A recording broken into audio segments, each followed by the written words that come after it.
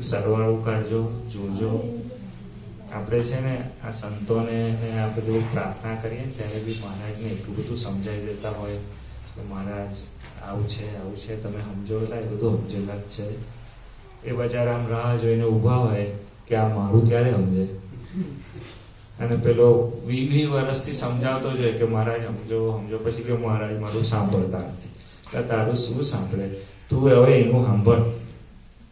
મૂળ ભક્તિ એ કરવાની છે, અંતર્યામી તો એના જ થવાનું છે.